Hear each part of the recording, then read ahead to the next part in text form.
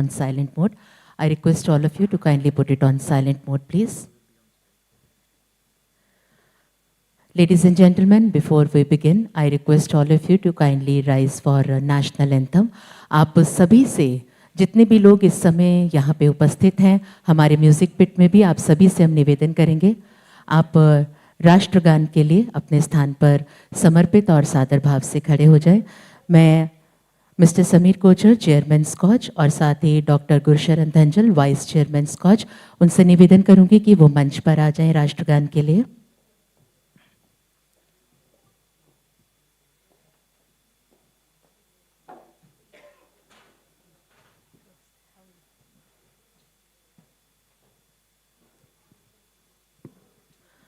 दिव्य सज्जनों, अब राष्ट्रगान होगा।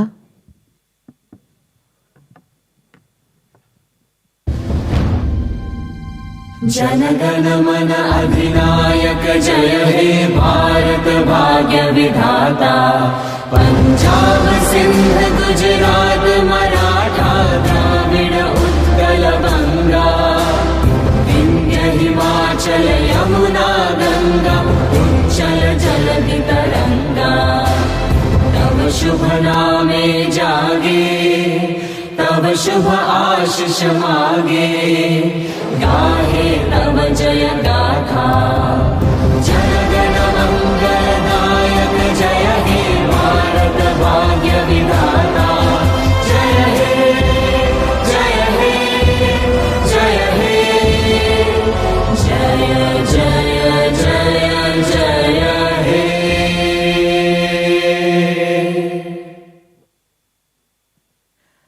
Thank you so much, ladies and gentlemen. I request you to kindly take your seats, make yourself comfortable.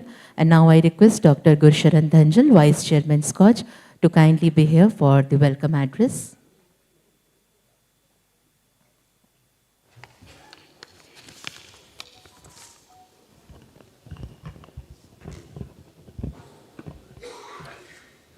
Good morning, ladies and gentlemen. A very warm welcome to you all, including Dr. Shamika Ravi, Member, Economic Advisory Council to the Prime Minister, who has joined us on the stage, along with Mr. Kochar, Chairman SKOCH Group. Public Policy Forum. This is the 96th edition of SKOCH Summit. And we have been doing it for the last 25 years. Realizing the importance of public policy, SKOCH has been focused on bringing felt needs onto the table, along with recommendations as to, based on outcomes, what next needs to be done. This is one role which probably worldwide most of the renowned research institutions and the public policy think tanks have played. We have been very uniquely placed in India as far as public policy is concerned. You also see there is an element of public policy lit fest. You have heard of Jaipur Lit Fest, you have heard of many other lit fests that happen across the country. Those are the ones which are based on fiction and plus. There is some very minimal conversation on the policy making and the literature that has been written and produced in the country. So there was a complete gap there, and we have attempted to fill that gap, and last as many years we have brought to the discussion forum the books and the literature on public policy that has actually impacted the policy making in the country. Policy making is both an art as well as a science. But in India, we have considered it more as an art, because very rarely that we add the element of statistics and analysis to it. But when it actually happens, it converts into a science. And that, in fact, happens to be the subject of discussion in our first conversation between Dr. Shamika Ravi and Mr. Kochar.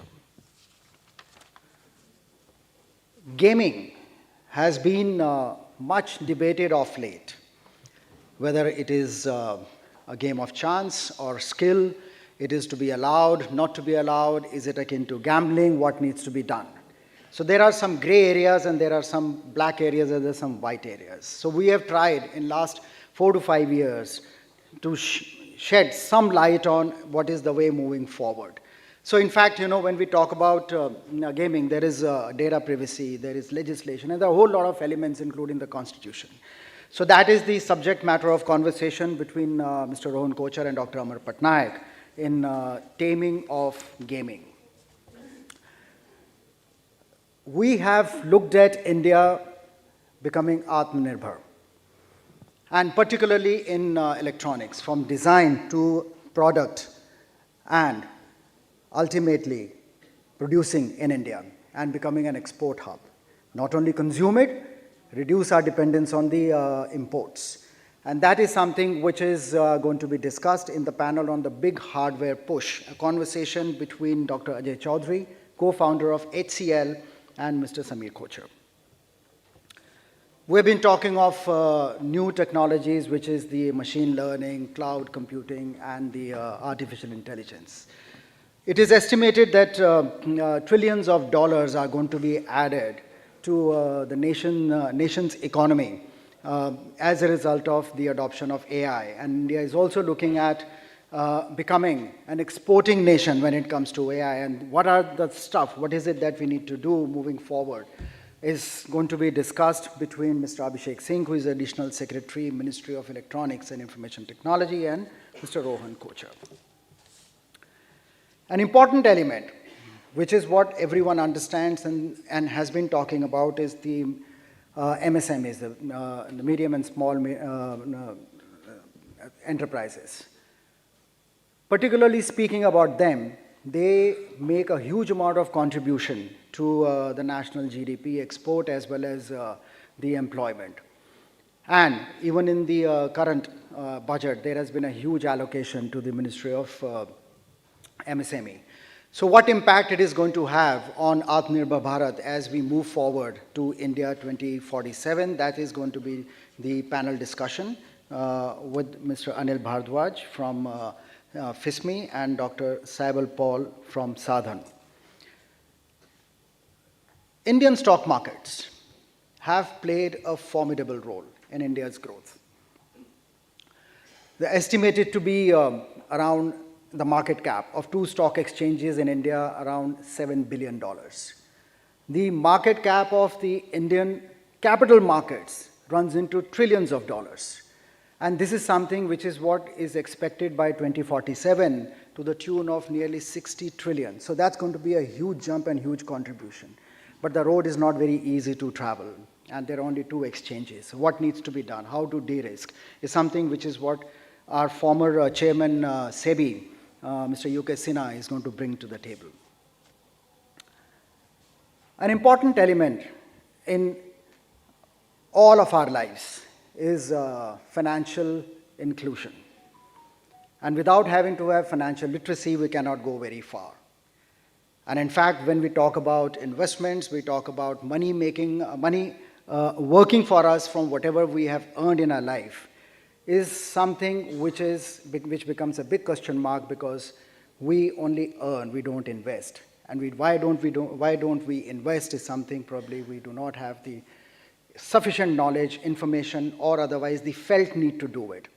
So we're trying to correct it in this conversation on Let's Talk Money between myself and Ms. Monica Halan, who has also written the same book entitled Let's Talk Money. And last but not the least, Swadeshi. So Atmanirbhar Bharat is something which is the talk of the day, but actually laying out a roadmap of Atmanirbhar Bharat, how we are going to actually make it happen, is something which has been delineated in this book by Dr. Ashwani Mahajan, who is National Co-Convener of Swadeshi Jagran Manch. In conversation with Mr. Kochar, he is going to talk about his vision, which is what he has encapsulated by bringing on board a few of the finest minds in public policy in India. So welcome to you all, ladies and gentlemen, once again. And with this, I invite Mr. Kochar for his opening remarks.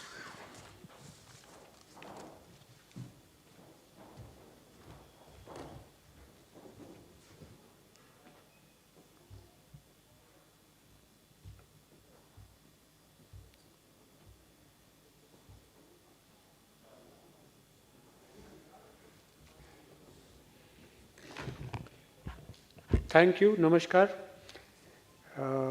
As many of you may be aware, I come from a background of what you describe today, BPL, below the poverty line. So I have very first-hand experience of what it takes to be poor and what it means to be poor. And therefore, most of my 30 odd years now in Scotch have been dedicated to a single cause of inclusive growth, which is keeping on moving Indians up the economic ladder. Poor should come out of poverty. Those who have come out of poverty should become middle class. Those who are middle class should move in the upper middle class, and so on and so forth. Now, this very vision has been articulated by the Honorable Prime Minister when he talks about the Amrit Kal or India 2047. We have only 25 years left to defeat poverty and make sure that every Indian is outside the clutches of this devil called poverty. By 2047, we expect to be a developed country. By 2047, we are going to be about a 30 trillion economy. But what is the basis of all this? What is the foundation of all this? Has that been laid? And what is it that has been done? So it just reminds me of a conversation that I had with, at that time, Chief Minister Modi in September 2013 in Gandhinagar. That was the time a very senior economist in the ruling party had made a statement saying that Modi ji's knowledge of economics can fit behind a postage stamp. So I was called by Modi ji, since I was studying Gujarat and other states for nearly 15 years before that, and he said, Kochar ji, what do you think about my knowledge of economics? And I said, sir, I think the knowledge of economics is about the same, only the approach is different. An economist would tend to have a pure economic approach, but your approach is that of inclusive governance and inclusive economics. And truly so, if you look at 1991, from when the reforms panned out, India did huge opening up of the economy, a lot of things were liberalized, but there was close to zero reform on governance. Now that has kind of caught momentum and really improved since 2014, ever since Mr. Modi came in. So when we say inclusive growth, what is the meaning of inclusive growth? We've been working on inclusive growth for longer than that, since the inception of Scotch, which is 1997, even before the term was coined. So to us, inclusive growth basically has three ways to be handled. It stands on three pillars. One is digital inclusion, financial inclusion, and social inclusion. These are the three tools that are available to India to bring people out of poverty. So if you look at the last 1 decade and the performance of digital India, you find that digital services are absolutely ubiquitous. Payments are available to everybody. Jandhan, Aadhaar Mobile has done wonders. Same thing with financial inclusion. India is now a universally banked country. Practically everybody has a bank account and access to financial services. And a lot of stuff has been done on social services as well. But at the same time, like Gursharan mentioned, that policy making is science and an art, and in India it is more of an art because there are no statistics. But unfortunately, I think in India we have perfected the science of converting statistics or making statistics into an art. It's an art form rather than a science form in India, and they're very, because first of all, very little of it is available. It is very selective, and it can be interpreted any which way, and it hides a lot more than it tells. So any policy that's made on pure statistics is going to be quite a challenge. So what Scotch has been doing is we have focused ourselves on what we call socio-economic research or qualitative research, where we do project level fighting. So when you say statistics in India, you get only very broad level macro statistics. So, you'll see the government saying the poverty has gone down, and you'll see using the same data opposition saying the poverty has gone up. So you go figure, which one is true. So obviously there is something wrong in the construct if the changes or the interpretations are so wide.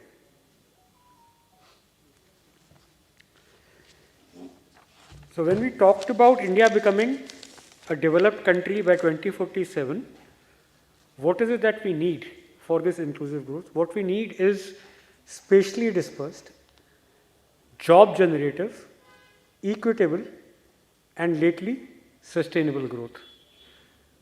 You keep talking about post-COVID, you talk about K-shaped recovery, you're saying handful of Indians are getting rich, and there are all kinds of data floating around. But did the ordinary lot of Indians benefit? So the first answer there comes from, was this growth that we are seeing spatially dispersed across states? Did every state grow? Was the growth equitable and poverty reducing? Did this growth have any impact on people coming out of poverty? Were jobs generative, and was it sustainable? Now to 5, I don't have an answer, it's work in progress, but on the first 4 is something that we have been working on, and Shamika will bear me out that if you look at official data is grossly inadequate, or it's very informal statistics that is available, and we use all kinds of proxies to prove our point one way or the other. Fortunately, we have a timeline of 25 years of collecting such data, and how do we do it is we actually go down to the project level. So we look at each state, let's say we take the base year, let's say as 2014, and we say in 2014, which state did what in 35 different indicators. So it could be agriculture, it could be availability, women and child development, it could be tribal welfare, it could be revenue, it could be economy. So these 35 indicators are measured state after state. Now how do we measure? Now people can say it can be politically colored, it can be not neutral. So what is the best source of data? We actually invite the state itself, whether it's an opposition state or a ruling party state, to identify their own good work and tell us why it is good. So there is very comprehensive documentation goes. There is an equal opportunity for every state to fill that up. And then after that it goes through a 4-month process of expert evaluation, jury evaluation, and finally, coming to a stage where it can be rated and ranked. I am sometimes amazed, actually more appalled at most of the awards that are just handed out, where you just put in a 1-page nomination, and your jury is top 10 CEOs of India who barely have time to run their own companies. How would they get time to listen to 2,000 presentations or 5,000 presentations?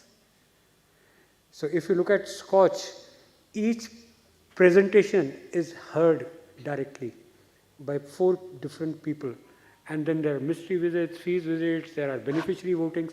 It's a very, very long process and well-hold methodology that goes into. So this data is sort of bulletproof, and therefore we are able to extrapolate it and present it somewhat better than the official statistics. So first let us look at some data which is available publicly. It is available from government, but we've only tried to analyze it. So if you look at economic growth, there's a lot of discussion about is Indian economy growing? Is Indian economy not growing? Is it adequate growth? Is it? And there's also talking about that there is padding up, and there is whose word to take and whose word not to take. One data which is actually beyond doubt is the data of NSDP, the state domestic product, because that data comes from the states. It does not come from the center. So if you look at these 2014 to 2023, the lowest NSDP growth has been in Jharkhand, which was 6.75%, and highest is Madhya Pradesh, which is 12.22%. So if you just look at a decadal growth rate between the lowest state and the highest state, you would find it is far beyond what is possibly going on anywhere else in the world. And sigma of all the states is finally what reflects a substantial part of the national GDP. So all states have grown, no state is negative, none of them is zero, the lowest is 6.75.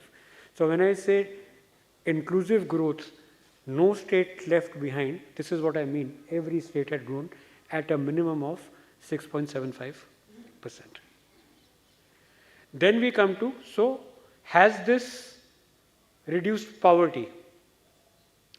Now we have this big debate always, first of all, it's almost impossible to define poverty.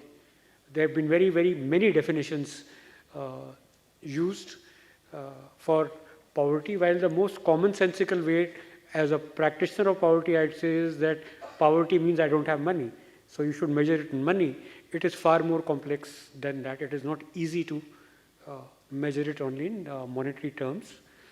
So there are people who say that our government is coming out with this mumbo jumbo called multidimensional poverty, because they're saying if you get food, you get health, you get education. These are also parameters of multidimensional poverty. The fact is this mumbo jumbo was not made by our government. It was made by UNDP and Oxford many years back. And so UNDP does a measurement of multidimensional poverties across countries, because if you don't have food to eat, how do you measure your income? I mean, you are barely surviving, and there is no methodology available. So that then becomes a very good yardstick. So if you look at state by state, so when NSDP of Madhya Pradesh grew 12.22%, rank 1, in terms of multidimensional poverty reduction, it was the second highest. And in terms of social sector expenditure in these 10 years, it was the 10th highest. Now, you would say that why is it that if it is ranking 1 in NSDP, it is not number 1 in reduction in poverty, and it's certainly very number 10 in social sector spending. The fact is GDP is only one factor that impacts poverty. It's not the only one. Actually, even slow GDP can remove poverty. It is the distribution of GDP that impacts poverty. So suppose you say, your income is 1 crore as a family, and the elder brother gets 90 lakhs and the younger brother gets 10 lakhs. So you cannot average it out as their income and say that it's a family with 45 lakh average income. It doesn't work out like that. So unless until the younger brother also gets a significant amount, the poverty is not going to go away. Okay. And more than expenditure on social sector, it just says how much money are you spending, but it's not measuring any outcomes. But unfortunately, from the government side or RBI side, this is the data that is available. And clearly a lot more is required. So you find, if you do a correlation between CAGR of NSDP and multidimensional poverty reduction or social sector expenditure or headcount, you will find it is inversely proportional, but it is a weak inverse proportion. So as the growth goes up, poverty goes down, but does it go down in the same ratio? The answer is no. That relationship is weak. So clearly there are some other factors that need to be taken care of, and we have calculated this data for all the states.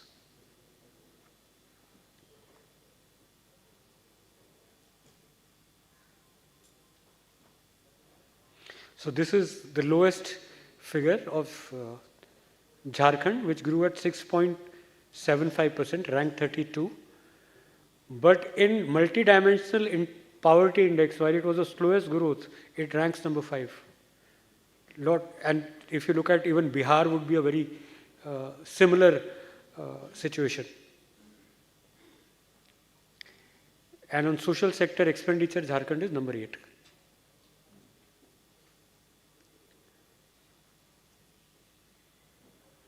So what are the other factors that are important for determining whether the growth is inclusive or not? One, of course, is there is an importance of reliable data for policy making, which I just showed you. There's very little data available, and it doesn't really make sense unless somebody puts it to a deeper massaging and analysis.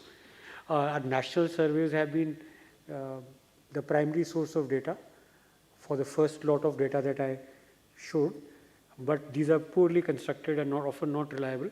And I'll give you, homilies. How does the survey happen? I remember when we were children, this lady from Surf used to come for survey, Hindustan Levers.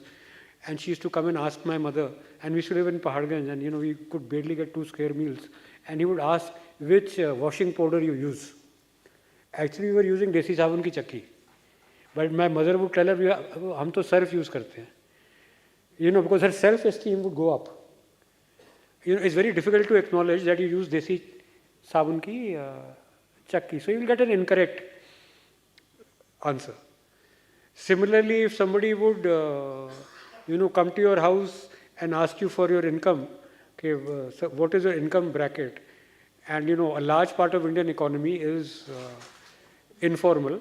So you will tend to understate your income, thinking that this guy is from income tax and you may get raided.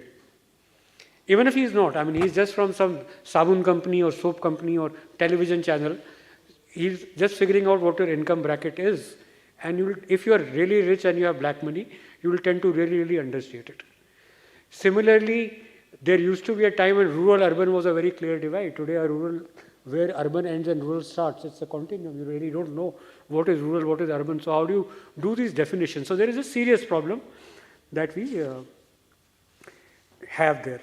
So what are the other things that you can do which are independent of the national surveys? So one ratio is what we call financial deepening.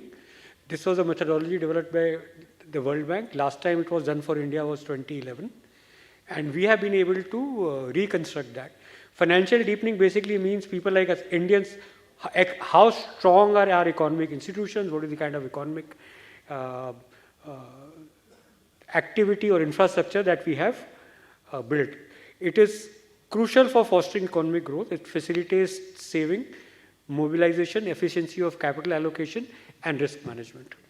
So this is where you find that India has done incredibly well.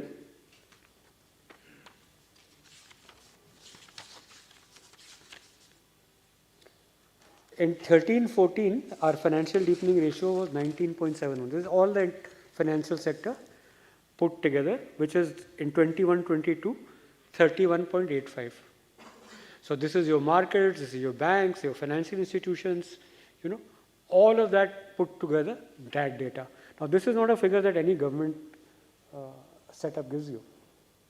So it is SKOCH's analysis, and we've done a lot of effort calculating this to answer when you say that whether there is jobs and there is no jobs. So I say if there is economic activity, there will always be jobs.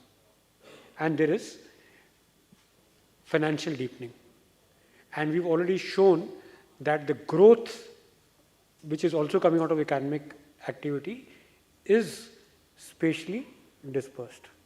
So these are the two good parameters. The third parameter, which is very important again, for is access to credit. When you do economic activity, you have to have access to credit. You have a bank account, but do you have access to credit? Okay. So the first survey on this was done again, I think in 2011.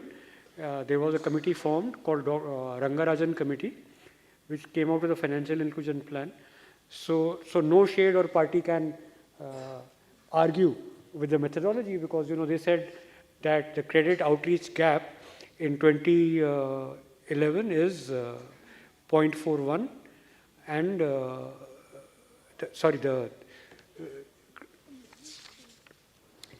credit gap is, in 2011 it was 90%, 90.03%. And in 22, it has come down to 76.68%. Extrapolating into 23, we should be close to about 70%. So an enormous amount of credit infusion through SHGs, through Pradhan Mantri Mudra Yojana, through Swanidhi Yojana, so many yojanas that have been put together have made this credit available to a much larger number of people. And we have a detailed report on this, where we have been able to go down to the district level and calculate credit outreach gaps district by district. So the highest credit gap is in a district called Kurumkume in Arunachal Pradesh. And then you will find that the least reach of microfinance is also in the district which needs it the most. But now there is no government statistics that tell you that. There's only SKOCH research. So then the question to ask for policy making or input to give to them is, if Kurumkume is most credit deprived district, why is it the microfinance sector is the least active? They have only 25 loan accounts in Kurumkume district. So this is the kind of data and analysis that is required. Now, whose fault is it? This is 50, 60, 70 years of statistical system that we have inherited. And so there is a big problem on that. So conclusions to this is, India needs spatially dispersed job generative growth. First conclusion is, NSDP of all states grew between 12.22% of Madhya Pradesh to 6.75% of Jharkhand. Multidimensional poverty index of states reduced, maximum in Bihar, lowest in Kerala. Lowest in Kerala probably because there are lesser number of poor to start with, but Bihar is a real success story. Poverty headcount has decreased, again maximum number in Bihar and lowest in Kerala. CAGR of social sector expenditure, which is also, some people call it freebies, but not all of it is freebies.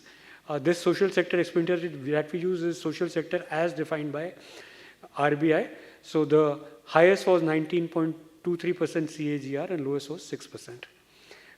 Credit outreach gap has declined and financial deepening index has improved from 1971, 19.71 in 13-14 to 31.85 in 21-22. And to come to these conclusions, and additional SKOCH information that we've added on top of this, in 14-19 we have deep dive studied and documented 1,866 projects. This has gone up to 2,813 projects in 2023. And as I mentioned, it takes 4 man-months for us to evaluate one project. So you can multiply and see the kind of humongous effort that goes into it. You would also be acutely aware of the fact that SKOCH gets zero funding from anyone. We don't get funding from the government. We don't get funding from the multilateral institutions. So we actually have to earn our own money and spend it on our own research. And that money essentially comes from all the exhibitions, etc., that we organize along with the conference. That's about the only source of revenue we have. But that has resulted in India's only timeline study on what we call a good governance index. We do it 2 ways. One is we have it taking 2014 as a base year, 5 years and 5 years, what has changed, and cumulative where India today is, which state is number 1, number 2. And the part 2 of the study is what has changed incrementally in the year. So while Gujarat may be number 1 state nationally, cumulatively, is that the case for the current year as well, which is what we are presenting here. So if you look at this chart in the and the chart itself shows you how unbiased it is. The number 1 improvement in good governance index is Gujarat, number 2 is West Bengal, number 3 is Andhra Pradesh, then Maharashtra, then Madhya Pradesh, and Odisha, Telangana. You will find it's completely non-partisan, and for each one of these numbers there is 10 years of data.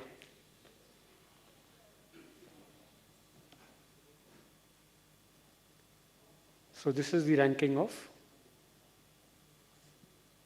states in our other indexes. So while Gujarat ranks number 1 in governance index, we have picked up the social sector and constructed a separate index. It has got 12 indicators. Governance has 38 indicators.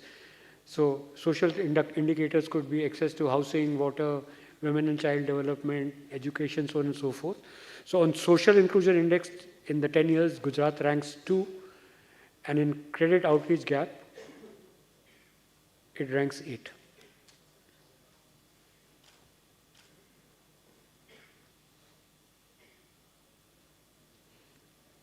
Same calculation has been done for all of them. With this, I come to the end of part 1 of my presentation. Part 2 I will do after I have a conversation with Shamika. And in part 2, I will present the findings for 2023, what happened. But vis-a-vis the part 1, if you have any questions, I'd be very happy to take them.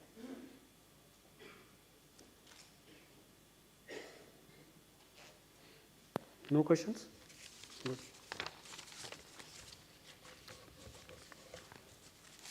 I need someone's help to sort out all my papers which are messed up.